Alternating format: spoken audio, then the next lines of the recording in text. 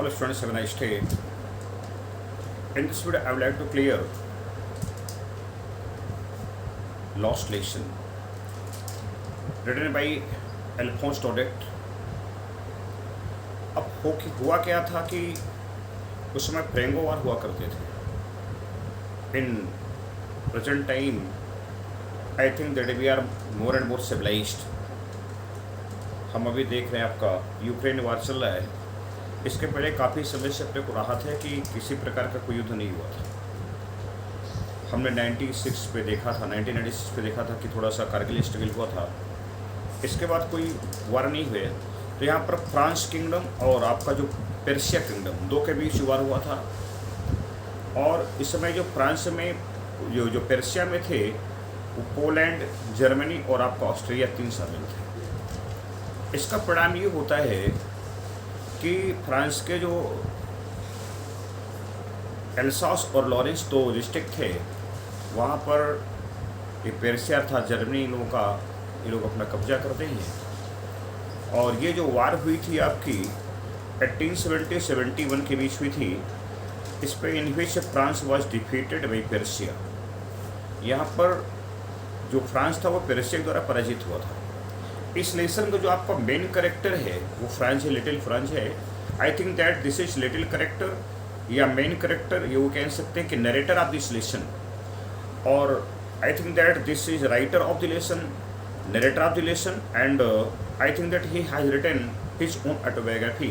Whatever he had to face, I think that he has written this lesson. According to lesson, it is clear that narrator of the lesson, Franz, was going to school. His teacher had told him that he would ask them. यहाँ पर पूरी class की बात हुई थी, अकेले French की बात नहीं हुई थी कि अकेले फ्रेंच से पूछा जाएगा. Ask them some question on participle. But simple सी बात थी. टीचर ने कहा था कि कल हम आपसे पार्टिसिपल कुछ प्रश्न करेंगे. The narrator did not know anything, or it can be said that he did not know a single word, even first word of participle. And he also thought that he would be scolded by his teacher. उसको पता था कि उसके अध्यापक द्वारा उसको डांटा जाएगा. he decided to bunk. bunk word होता है he decided to run away from school but he was a good student. हमारे बॉडी के अंदर 2 माइंड होते हैं, good mind and bad mind. जो आपका बैड माइंड होता है वो आपको बुरे काम करने के लिए प्रेरित करता है. वो उस बैड माइंड उसका कह रहा था कि तुम कॉलेज से भाग जाओ, अर्थात तुम देसी भाषा में घंटी गोल करो. उसका गुड माइंड कह रहा था कि नहीं, this is not proper idea, आपको क्लास से कॉलेज से बाहर नहीं जाना है. But he was good student. He decided not to run away from the school. He thought that he would face his teacher. अपने अध्यापक को फेस करेगा. And teacher is also the man. If students comes and teachers and tells him everything clearly whatever he had, क्यों नहीं याद कर पाया, कुछ भी प्रॉब्लम उसके साथ हुआ था. तो यहाँ पर टीचर एक मनुष्य है, वो आपकी बात को मानेंगे, समझेंगे. ऐसा कुछ भी नहीं है कि आप टीचर उसकी बात को मानेंगे नहीं. सामान्यतः हम सबके लाइफ में होता है, छोटा बच्चा स्कूल के तैयार होता है और उसको याद नहीं हो पाया तो स्कूल जाने से कतराता है. हम उस कंडीशन को समझें. तो वह यहाँ पर उसने डिसाइड करता है कि ही would face his teacher on the way when he pass the town hall. अब वो स्कूल के लिए चलता है और जैसे ही टाउन हॉल पास पहुंचा, ही सा crowd in front of the notice board. उस सूचना पट के सामने, हम सबके विद्यालय में सूचना पट होते हैं, कई बार वैसे भी किसी ऑफिस सूचना पट हम लोग देख लेते हैं, नगर में तो भी होते हैं. हम लोग छोटे शहर में रहते हैं, बड़े शहर में भी थोड़ी बहुत व्यवस्था होने लगी है. तो वहाँ पर as he was in great hurry, a blacksmith named Walter said, oh Bob. A blacksmith was sitting. He was also reading the bulletin board, the news है, जो भी आप समझ सकते हैं. और वह अपने अप्रेंटिस प्रशिक्षु के साथ वहाँ पर था.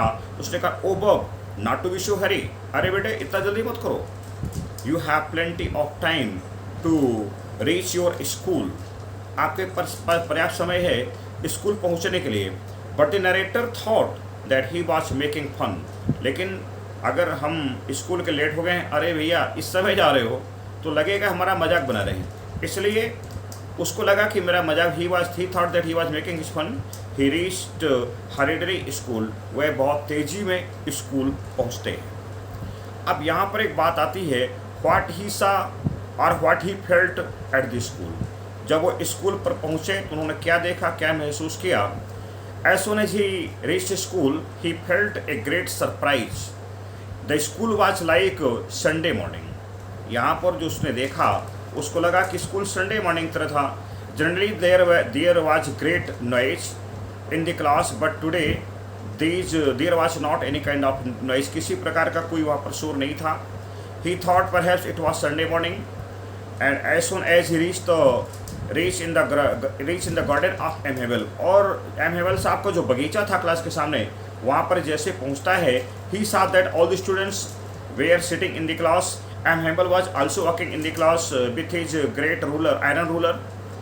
He was in great fear that he would be scolded by his teacher M. Hempel.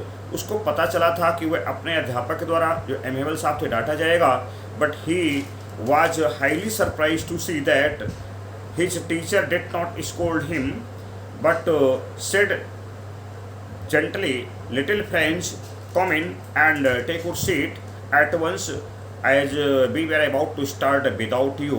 We were waiting you." उसको लगा कि उसका टीचर तो जेंटल हैं और उसको कहा कि please come in and take your seat.